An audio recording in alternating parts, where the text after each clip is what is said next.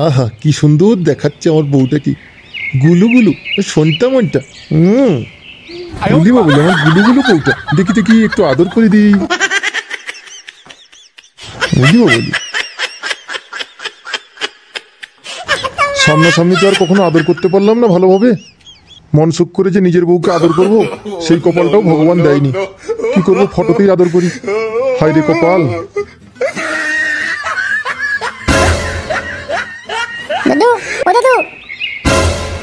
এই হচ্ছে লেবড়া জ্বালা। শান্তি করে যে একটু বউয়ের কথা ভাববো, বউকে নিয়ে একটু চিন্তা ভাবনা করবো, তার জো নেই। কি হলোটা কি? হ্যাঁ বল বল তাড়াতাড়ি বল। কেন লেবড়া, তুমি কি এমন মহান কাজটা করছিলে যে আমাকে তাড়াতাড়ি বলতে হবে? আমার যখন সময় হবে আমি তখন বলবো। বোকা তো দা। তার তোর এখন সময় হয়েছে না হয়নি? যদি না হয়ে থাকে এখন বাইরে যা, যখন সময় হবে তখন এসে বলবি। আমাকে এরকম সবসময় ডিস্টার্ব করিস না তো। দাদু এখন আমার বলার সময় হয়ে গেছে। দাদু আমার বিয়ে দাও তাড়াতাড়ি। সবার বিয়ে হয়ে যাচ্ছে, আমার শুধু বিয়ে হচ্ছে না। আমি কবে বিয়ে করবো? হ্যাঁ দাদু, আমার তুমি ওই মন্টু প্রধানের মেয়ের সাথে আমাকে বিয়ে দাও বলে দিচ্ছি। তোমার বিয়ে হয়ে যাচ্ছে, শুধু আমিই পড়ে যাচ্ছি, বিয়ে হচ্ছে না আমার। তোর বয়স কত হয়েছে তুই বিয়ে করবি? বয়সটা আগে হোক তারপর বিয়ে করবি। আমি হয়তো কিছু জানি না, আমার তুমি বিয়ে দাও। ওই মন্টু প্রধানের মেয়ের সাথে আমার বিয়ে দাও বলে দিচ্ছি। না না আজ দিকে আমি কিছু খাবোই না থালা, কিছুই খাবো না আমি। দুধ থালা এই ঘরে থালা কিছু খাবো না, থাকবো না থালা। এই ঘরের লোকগুলো একদম বাদে থালা, আমার কত কেউ ভাবে না। আমি কতদিন ধরে মন্টু প্রধানের মেয়ের সাথে প্রেম করছি, তাহলে আমার সঙ্গে বিয়েই দিচ্ছে না এরা। আমি ভালো কথা বলে দিচ্ছি দাদু, আমার যদি না মন্টু প্রধানের মেয়ের সাথে যদি না বিয়ে দিয়ে তো আমি কিন্তু কিছুই খাবো না, বলে দিলাম।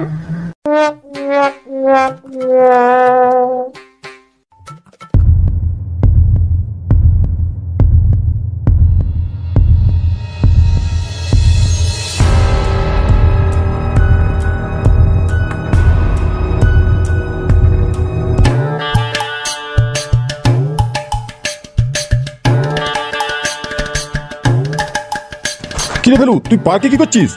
আমার এখন যা অবস্থা হয়েছে, কুকুরের পেছনে পেট্রোল দেওয়ার মতন অবস্থা আমার, বুঝলি? ওই জন্যই তোদের পার্কে এসে একটু শান্তি করে চিন্তা ভাবনা করছি। এখানে কেউ ডিস্টার্ব করার নেই তো, তাই এখানেও তো আমি ডিস্টার্ব করার জন্য চলে আসলাম রে। ছাড় ছাড় ওইসব ছাড়। কি হয়েছে কি আমাকে একটু খুলে বলতো দেখি।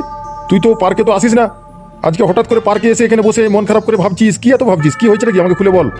দেখ ভাই, তুই আমার বন্ধু হোস, আর তুই এই পার্কে আছিস জেনেই আমি এই পার্কে আসলাম।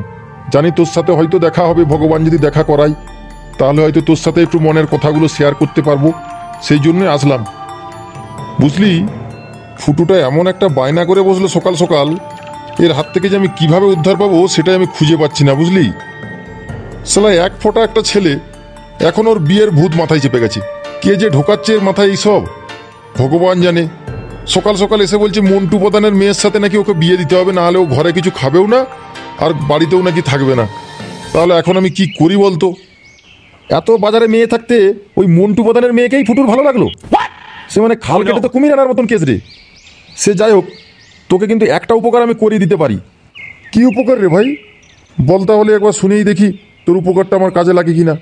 ফুটু যার মেয়ের সাথে প্রেম করছে, ও কিন্তু আমাদের পার্কে মাঝে সাঝে আসে একটা মেয়েকে নিয়ে, বুঝলি?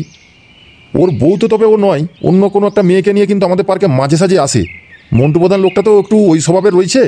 সেই জন্য বলছি, তুই যদি তোর কপাল যদি তোর ভালো হয়ে থাকে, হয়তো আজকেও দেখা হয়ে যেতে পারে। দু একদিন কিন্তু ও আসেনি, হয়তো আজকে আসলেও আসতে পারে। একটু অপেক্ষা করে দেখ, যদি আসে ওর সাথে একটু কথা বলতে পারিস। বলিস কি রে ভাই, ওই মন্টু প্রধান তোদের পার্কে আসে একটা অন্য মেয়েকে নিয়ে? তাহলে তো ওর সাথে এখানেই কথা বলা যাবে। যদি বেশি কিছু ক্যাচাল করতে যাই, আমিও বাইরে গিয়ে ক্যাচাল করে দেবো যে মন্টু প্রধানের অন্য একটা মেয়ের সাথে অ্যাফেয়ার রয়েছে, নাকি রে? কথাটা তুই মন্দ বলিস নি। দেখ একটু চিন্তা ভাবনা করে আগে কথা তো বলে দেখ কতদূর কি হয়। হ্যালো, তুই তাহলে একটু ভাবনা চিন্তা করে দেখ। আর যদি মন্টু প্রধান এদিকে আসে তাহলে পারিস তোর সাথে কথা বলে দেখ। আমার কাজ রয়েছে, বুঝলি? আমি এখন যাচ্ছি। হ্যাঁ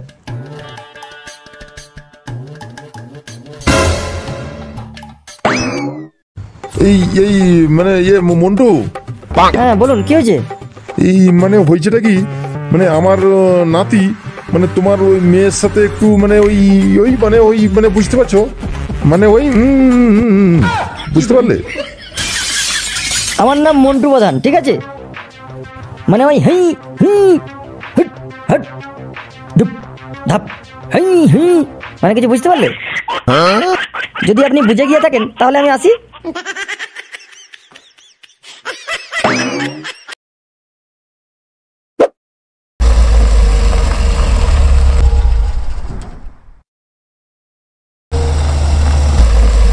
আমার বাবা ঠিক খোঁজ করে করে চলে আসবে তোমাদের বাড়িতে, দেখবে তখন তোমরা কি করে বাঁচো আমি সেটাই দেখবো। আমি সব বলবো, আমাকে বেড়াতে যাওয়ার নিয়ে যাওয়ার নাম করে আমাকে এরকম ভাবে ফাঁসিয়েছে, সব বলবো যাবো না। তোমাদের অবস্থা চট করে দেবে আমার বাবা। বুঝলে দাদু, এই মেয়েটার না বিষ দাঁতগুলো সব ভেঙে দিতে হবে। বড় তেজ হয়েছে, তেজ, ওই তেজ আমি কাটিয়ে দেবো। তুমি একদম চিন্তা করো না, এখন আমার হাতে তুলে যাচ্ছে। ওর এমন ঠাট্টা করবো না, ওকে সব ঠান্ডা হয়ে যাবে। তুমি যাও, ঠাম্মিকে ডাকো দেখিন, আগে ডাকো, বরণ করবে, তারপরে আরো কি কাজ করে সেই সব কাজগুলো করুক, তারপরে আমি একে দেখে নিচ্ছি। গিন্নি, ও গিন্নি, আরে তাড়াতাড়ি বাইরে আসো। আরে দেখো কি নিয়ে এসেছি তোমার জন্য। মন্টুদা, একটা খুব খারাপ খবর আছে তোমার জন্য। কি হয়েছে সেটা বল, দেরি করিস না।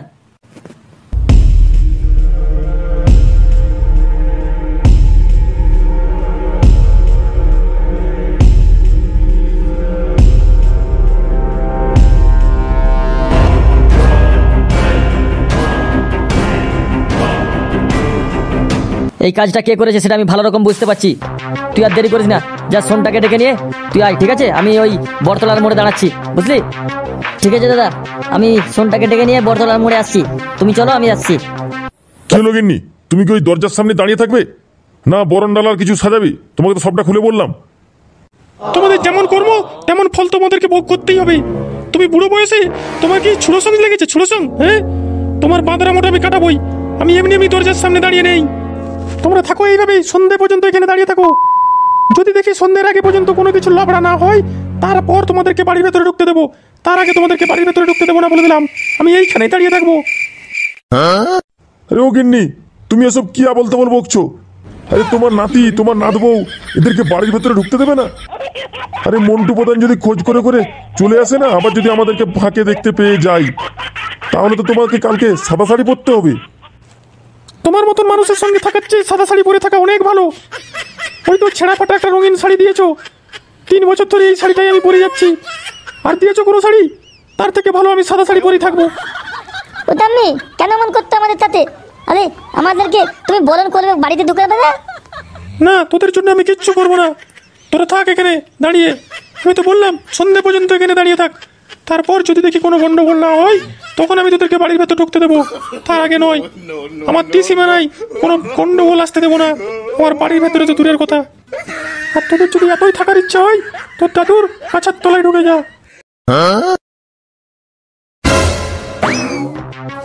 বাবা, এরা আমাকে বেড়াতে যাবার নাম করে আমার সাথে এরকম করেছে, জানো বাবা? আমার একটা কথাও শুনে নেই বাবা, আমাকে জোর করে ধরে এরকম করেছে, আমার সাথে বাজে ব্যবহার করেছে বাবা, খুব বাজে ব্যবহার করেছে বাবা। আমি অনেক করে মানা করছিলাম, একটা কথাও শুনে নেই বাবা। এদেরকে তুমি একদম ছেড়ে না। এই তোরা দাঁড়িয়ে দেখছিস কি? যা, ওই বুড়োটা আর ওই ছোটটার দুজনের সাঁটা ভেঙে দে, উত্তম মধ্যম করে কেলাবি। একদম সাঁটা ভেঙে তারপর দম নিবি, তার আগে দম নিবি না। যা যা যা, দেরি করিস না, যা। আর ওই পেছনে বুড়িটা হাঁ করে দাঁড়িয়ে আছে, ও যদি ছাড়াতে আসে ওকেও দুঘা দিবি, ওরও সাঁটাটা ভেঙে দিস। দাদু, দাদু, দাদু, দাদু, মেরে ফেললো গো, দাদু, দাদু, আমি আর বিয়ে করবো না, দাদু, আমাকে ছেড়ে দিতে বলো। ও দাদু,